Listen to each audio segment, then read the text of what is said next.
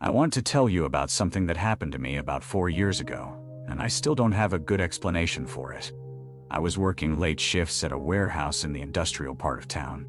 Nothing glamorous, just loading trucks, but the money was decent and it kept me occupied. My commute home was about 20 minutes. Pretty straightforward. I'd take Route 9 for most of it, then cut through some residential streets to get to my apartment. One night in October, I left around midnight. The drive was always quiet at that hour. Barely any traffic.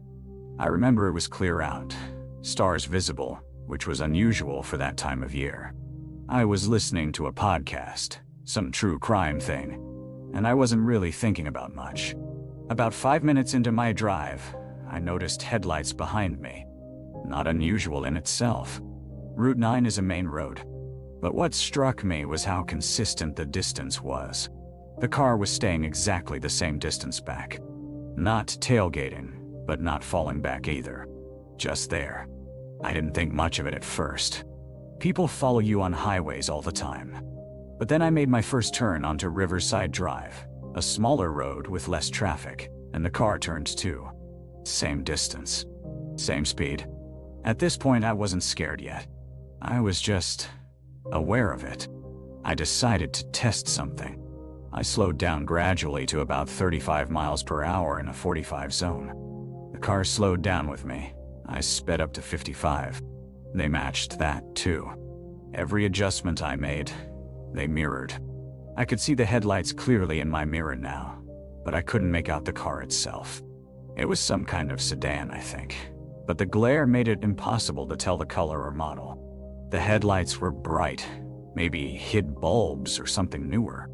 That brightness made it hard to see anything else about the vehicle. I made a decision. Instead of going straight home, I took a detour. I know this area pretty well, so I turned onto Maple Street, which cuts through a residential neighborhood. Slower roads, more turns. The car followed. It was still maintaining that exact same distance. Now my heart was starting to go. I wasn't panicking, but I was definitely alert. I made another turn, then another. The car stayed with me. At one point, I turned onto a dead-end street, Hickory Court, just to see what would happen. The car turned in too. We were the only two vehicles on this small street lined with houses, most of them dark. The car stayed behind me as I slowed down, and I just sat there for a moment, trying to figure out what to do. I didn't want to lead them to my actual apartment, so I turned around and drove back toward the main road. The car followed me out. We were back on Riverside Drive, and I decided to head toward the police station instead. It's not that far from my apartment, maybe 3 miles away. The entire drive there, the car stayed exactly where it was. Same distance, same speed, same headlights in my mirror. When I pulled into the police station parking lot, the car didn't follow. It drove past on Riverside Drive. I remember watching it go, waiting for it to turn around and come back, but it didn't. It just kept going down the road and disappeared. I sat in the police station parking lot for a few minutes, trying to decide if I should go in and report it. But what would I even say? I'd been followed home, but they hadn't done anything. They hadn't threatened me. They hadn't tried to hit my car or force me off the road. They just followed me. I wasn't even sure what road they turned onto when they passed the station. I felt stupid walking in. The officer at the desk was sympathetic, but not particularly helpful. They took a report, but there wasn't much they could do without a license plate or a description of the driver. They suggested I call if it happened again. I waited in that parking lot for about 20 minutes before I drove home. There was no sign of the car. For the next week, I was hyper-aware on my drive home. I'd check my mirror constantly. I'd vary my route, take different roads, make random turns. Nothing. Just normal traffic, nothing out of the ordinary. But here's the part that still bothers me. 3 weeks later, I was driving home on a different night. Same time, same route. And I saw the headlights again. Same brightness, same distance behind me. Before I could even process it fully, I was making turns, testing again. The car matched every single one. I drove straight to the police station again. Same thing happened. The car passed by and didn't follow me in. This happened 3 more times over the course of a month. Always the same car. Always the same distance. Always the same headlights. Always disappearing when I pulled into the police station. I never got a license plate. I never saw the driver. In the daylight, on my days off, I'd drive those roads and look for anything unusual, any cars that seemed out of place, but there was nothing. Eventually, it stopped. I don't remember the exact date, but one day, I realized it had been a few weeks since I'd seen those headlights. Then a month. Then more. I still drive those same roads to this day, and I still check my mirror more than I probably should. I've never experienced anything like it before, or since. I never found out who was following me or why. And I still don't have an answer for why they seem to know exactly how far to stay behind me, how to match my speed perfectly, how to anticipate every single turn. I moved into my apartment on a Tuesday in October. It was a second-floor unit in a building that looked like every other complex in that part of town. Brick, aluminum railings, the kind of place where nobody really knows anybody. I was fine with that.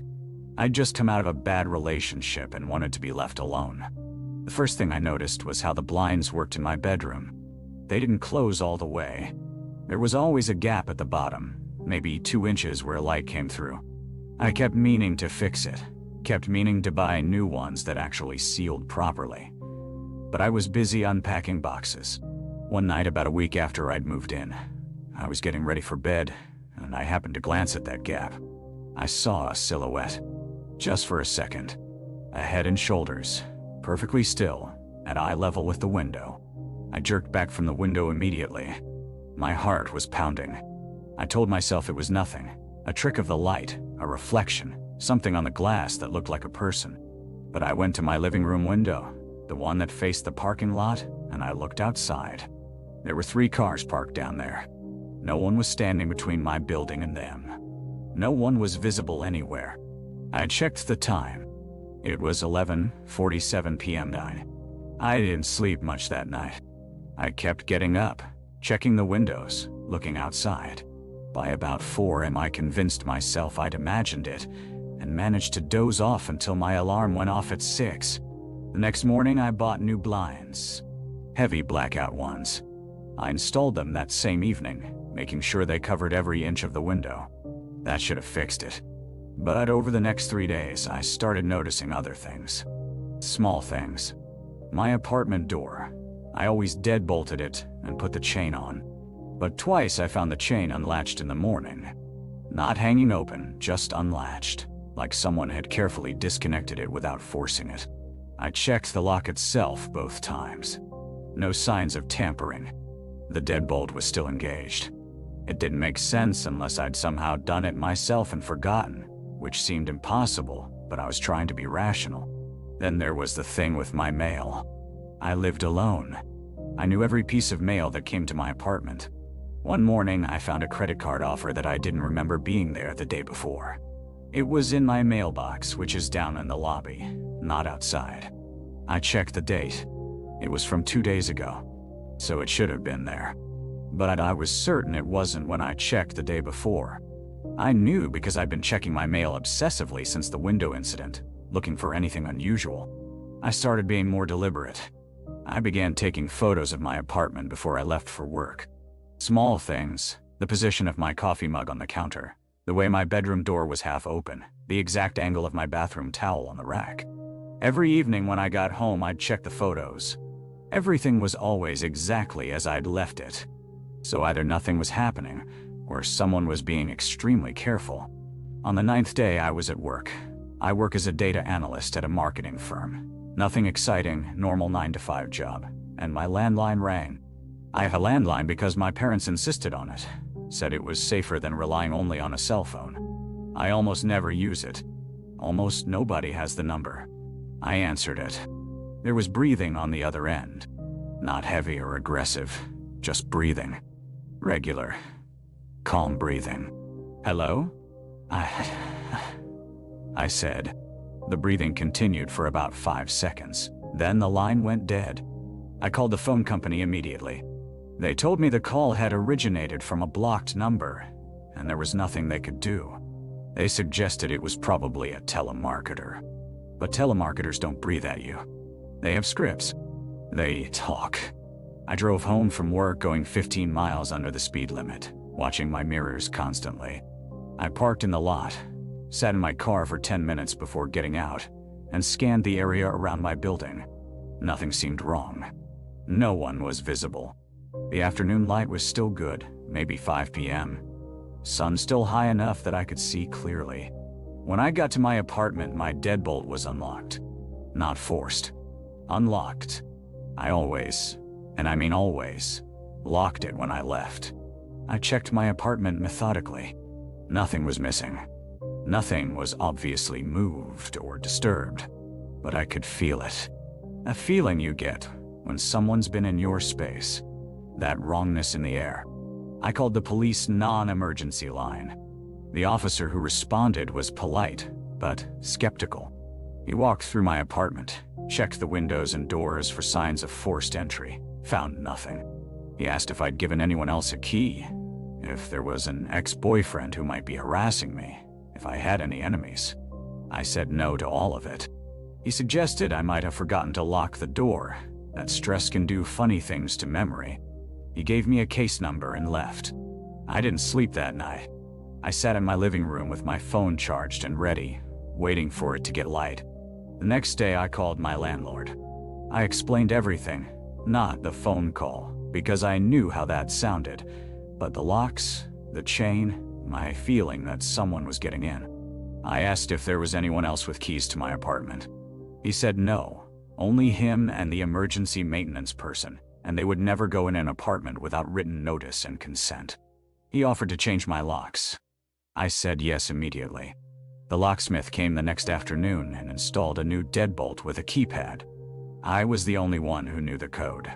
That night, I felt slightly better. I slept maybe 4 hours.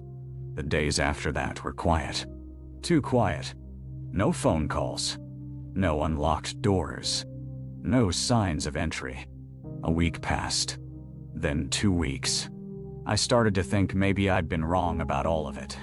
That the stress of moving and the breakup had made me paranoid. That I'd imagined the silhouette in the window. Then I was taking a shower. This was the 18th day since I'd first seen that figure, and I remembered that I'd left my bathroom window cracked open that morning for ventilation. My bathroom is on the side of the building, facing an alley. It's only about 6 feet down to the ground. The window is small, one of those frosted glass ones, but big enough for someone to see through if they looked carefully, if they knew where to look. I got out of the shower and closed that window immediately, locked it, and then I just sat on my bed, soaking wet, and I realized something. The side of my building, the alley side, that's where a person would stand to be hidden from the street, from the parking lot, from the main part of the complex where other people might see them. That's where you'd stand if you wanted to watch someone's window without being seen yourself. I've moved twice since then. I moved out of that apartment 3 weeks later, ended my lease early and paid the penalty. I never found out who was watching or how long it had been happening. But sometimes now, when I'm at my current place, I still check that my blinds are fully closed. And I've never cracked a window open again, no matter how nice the weather is outside. I just kept my pace consistent. The other joggers stayed the exact same distance behind me. 50, 60 feet. That's when I started paying attention. I turned right onto Oak Street. They turned right onto Oak Street. I cut through the park entrance on the north side. They entered the park on the north side. I was telling myself this was coincidence. We just happened to be running the same route. It happens. But here's the thing. My route isn't a standard loop that most people would naturally take. I go through some residential areas, then into the park, but I exit on the east side, not the west. Most people who use the park would do a quick circle and be done. My route is kind of random, actually. I decided to test it. I was at about the 20-minute mark, and I usually would have headed toward the park exit. Instead, I made a hard left turn down a street I don't normally take. It was narrower, more residential. Trees on both sides. I heard the footsteps change pace slightly. That's what got me. The footsteps behind me sped up just a little bit, then settled back down to match mine. My heart started going. I wasn't running hard anymore. I could feel the adrenaline kicking in, which actually made me faster without me trying.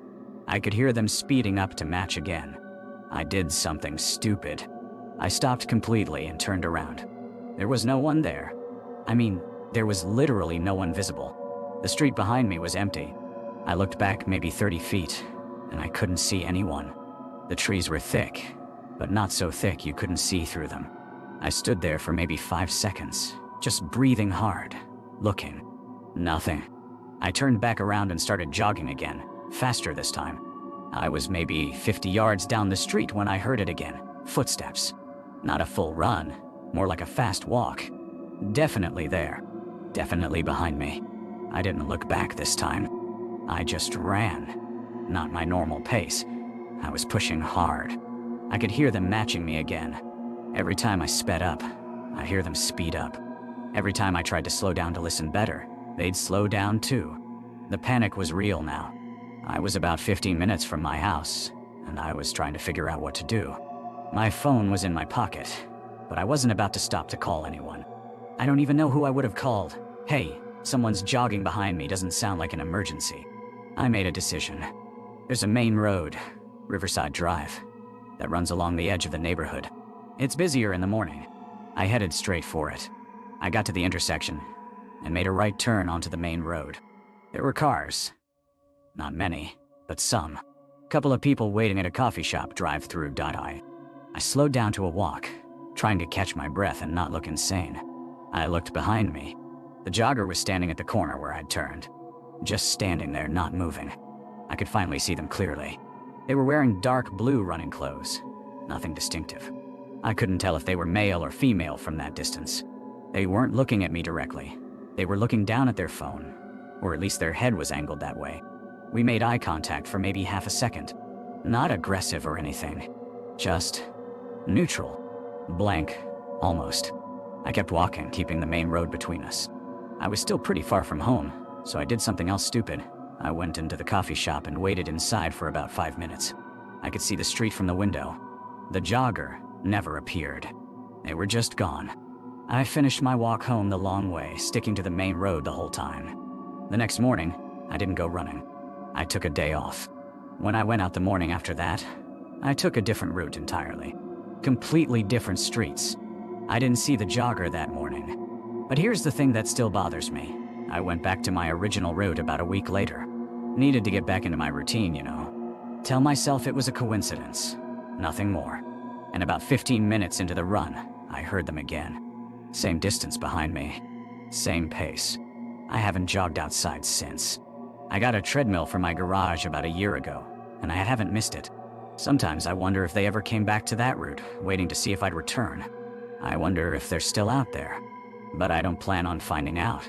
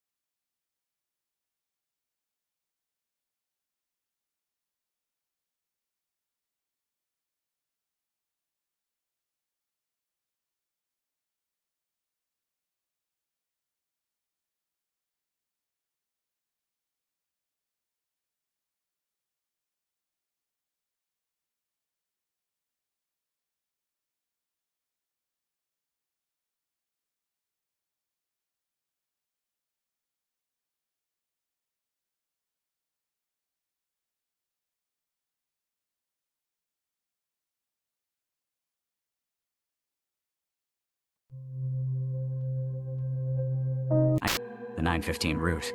He got on at my stop and got off at my stop. When we both exited, he turned left on Maple while I turned right. I watched him for maybe 10 seconds and he didn't look back. He just walked away into the darkness toward a residential area I'd never explored.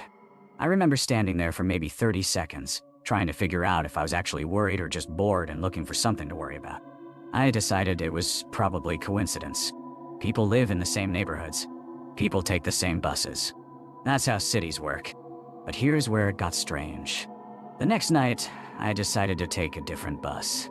Not because of the man, or at least I told myself that wasn't the reason. I needed to pick up groceries anyway, so I got off 2 stops earlier and walked the long way home through the commercial district. It added maybe 15 minutes to my commute, and I saw him again. He was standing outside a convenience store I passed, just standing there, holding a bag. The brown Carhartt jacket, dot. Same shifting stance. When I walked past, he didn't acknowledge me, but I felt him watching. I didn't look directly at him. I just kept moving. That's when I became certain something was wrong. I started varying my schedule completely. Different buses, different times. Sometimes I'd call a cab. Sometimes I'd walk straight home and skip the grocery shopping. For about a week, I didn't see him. I felt stupid for being scared. I convinced myself it had been random chance. Different people wearing the same type of jacket, my brain making connections that weren't there. Then one evening, I think it was the following Wednesday, I was walking home from work instead of taking the bus. Different route entirely, through the industrial park that runs behind the downtown core. It's not scenic, but it's direct. Warehouses, loading docks, not many people. I was maybe halfway through when I heard footsteps behind me. I didn't turn around immediately. I just kept walking at the same pace, listening. The footsteps matched mine, same rhythm, same cadence. When I sped up slightly, they sped up too. When I slowed down, they slowed down. I stopped completely and turned around. There was a man about 40 feet back, and yes, it was him. Brown Carhartt jacket, dotted. But here's the thing. The moment I turned to look at him, he stopped walking. We just stood there, both of us, maybe 40 feet apart. And he did that weight-shifting thing with his legs. His face wasn't clear from that distance, but his shoulders were squared toward me. He wasn't pretending to check his phone or tie his shoe or anything. He was just there. I didn't say anything. I turned back around and kept walking. I walked faster, not quite running, and I didn't look back. My apartment was only about 8 minutes away from that point. When I got to my door, I fumbled with my keys for maybe 5 seconds, which felt like forever, and got inside. I didn't see him walk past my building, but I also wasn't sure if he would. I locked the deadbolt, then the chain lock, and pulled the curtains shut. What I'm about to tell you is the part that bothers me the most, because it's the part that makes this feel real and present even now, 4 years later. I never saw him again after that day in the industrial park. Not once. I went back to my normal bus schedule 2 weeks later. I walked home differently some nights. I never saw the brown Carhartt jacket again. No confrontation, no explanation, no resolution. I never found out who he was or why he was following me. I never learned what would have happened if I hadn't gone straight inside. I don't know if he got scared when I turned around, or if something else happened in his life, or if there was ever an actual threat at all. But the thing is, that's what makes it stay with me. It's not the mystery of what might have happened. It's the certainty that something was happening, that I wasn't paranoid, that a man in a brown Carhartt jacket followed me on buses and on streets for at least a week, and the only reason it stopped was because I changed my behavior. Sometimes I wonder if he's still out there, doing this to someone else. And sometimes I wonder what would have happened if I hadn't noticed. If I'd stayed on that bus routine for another week, or another month. I know better now. I trust that feeling when something is off. Because 4 years later, I still remember him standing there in the industrial park, weight shifted on one leg watching me.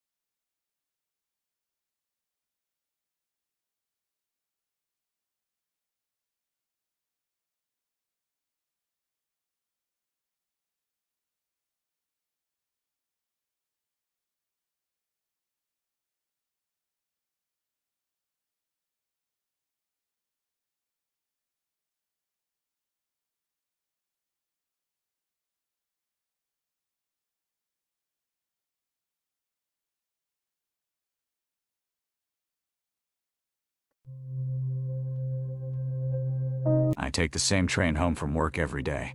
Same 5:47 p.m. departure from downtown, same 40-minute ride to my stop, same walk to my apartment. It's routine. Boring, honestly. But about 3 weeks ago, I started noticing someone.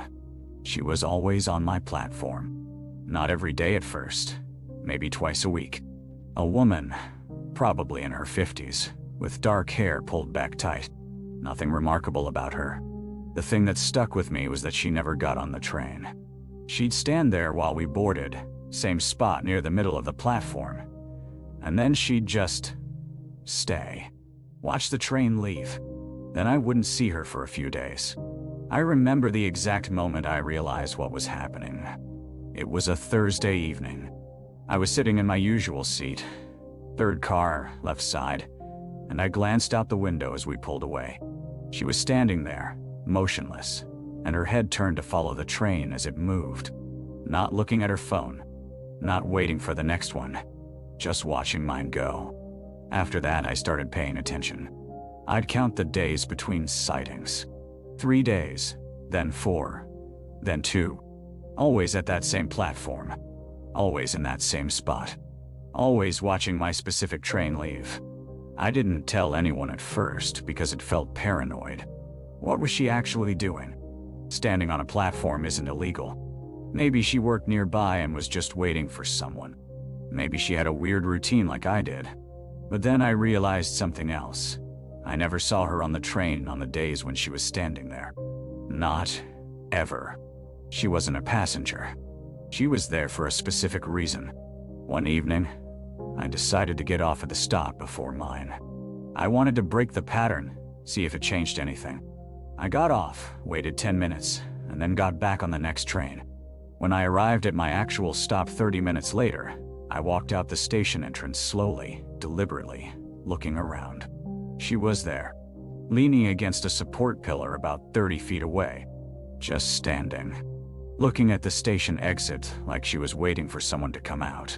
I turned around and got back on the train, rode it to the next stop, got off there and called a cab home instead. The next day, I changed my routine. Left work an hour earlier, took a different train at 4:47 instead of 5:47. I didn't see her. Didn't see her for almost a week. I thought maybe I'd broken whatever this was. Then I was working late one night. Missed my regular train by 5 minutes. Caught the 6:15 instead. My platform was nearly empty. And there she was, standing in her usual spot, checking her phone, looking up at the arrivals board. When my train came, she didn't move. Just like always. Watched it leave. Except this time, before the train pulled away completely, I saw her look up. Directly at my window. She'd moved to a different position on the platform, somewhere she could see into my exact car. And when our eyes met for maybe 2 seconds, she didn't look away. She just stared, face completely blank. I haven't taken that train since. I drive now, or I take ride shares, or I leave at completely different times on days when I absolutely have to use public transit. It's been 2 weeks. The thing that bothers me most isn't wondering who she is or what she wanted. It's that I don't know if she was trying to follow me home, or if she was trying to see if I'd come back. And I don't know which scenario means something worse. And there was something standing there, roughly human-shaped. Thin, very still. The timestamp showed it stood there for 18 minutes without moving. Then the motion detection stopped. I didn't sleep that night. I watched the footage 3 more times. The shape was definitely there. Definitely still. Definitely in the exact spot where I'd been seeing the movement. I checked the next night's footage. Same thing. 6:53 p.m. Same location. A figure, standing completely motionless for about 15 minutes. The infrared couldn't pick up details. No face, no features. But the proportions were unmistakably human. Or at least, mostly human. I went to the police after that. I brought the camera footage on a USB drive. The officer I talked to was patient at least. He watched the video twice. He asked if I'd seen anyone suspicious in my neighborhood, if I'd had any break-ins or threats. I said no to everything. He told me they could increase patrols in my area, but without evidence of a crime or specific threats, there wasn't much they could do. I asked him what his professional opinion was, what the figure could be. He was quiet for a moment. Then he said it was probably a neighbor checking on something, or maybe a hunter on nearby property. He seemed uncomfortable, like he knew how that answer sounded. I increased the settings on my camera to the highest sensitivity. I wanted detail. I wanted to see whatever this was more clearly. The footage from the next week showed the figure more consistently. Every night, same time, same spot. But here's what started happening. It was moving closer. Not by much, but frame by frame, through the footage, over the course of 7 days. The figure was maybe 5 feet closer to my house than it had been initially. On the 8th night, I decided I was going to confront it. I know that sounds stupid now, but I was terrified and angry and I wanted answers. I waited until around 6:45 p.m., and when I saw the movement at the tree line, I grabbed a flashlight and walked toward it. The moment my foot hit the grass past my driveway, everything stopped. The movement ceased. The figure, if it was there, went completely still. I walked forward anyway, flashlight out, sweeping the tree line. Nothing. No sound. No movement. Just trees and darkness beyond my light. I stood there for maybe 3 minutes, staring into the woods. Then, I went back inside. That night's camera footage showed something different. The figure was closer than ever before, only about 12 feet from where it usually stood. But there was something else. In a few frames, it looked like the figure had turned, like it was looking toward my house, toward where I would have been standing in my driveway. I unplugged the camera after that. I know that sounds illogical, but I couldn't watch the footage anymore. The idea that I was documenting whatever this was every single night, that it was there consistently, regularly, waiting or watching or whatever it was doing, it was too much. The movement stopped for 4 days. I thought maybe it had worked. I thought maybe not documenting it, not engaging with it, had made it leave. But on the 5th day, I came home from work and saw it again, at the tree line, and it had moved significantly closer. Much closer than the camera had shown before I'd unplugged it. I haven't set the camera back up. I don't want to know how close it's gotten. I don't want to know if it's still approaching or if it stays in the same spot now. I still see it most nights. Still roughly human-shaped. Still motionless. Still at the edge of the tree line, but closer than I'd like to admit. I've started considering selling the house. My sister thinks I should move out immediately. But I'm not ready to admit that whatever this is, it's driven me out of my own home. So I'm still here. I still come home every day, and I still see that figure, waiting just beyond where my property ends and the woods begin.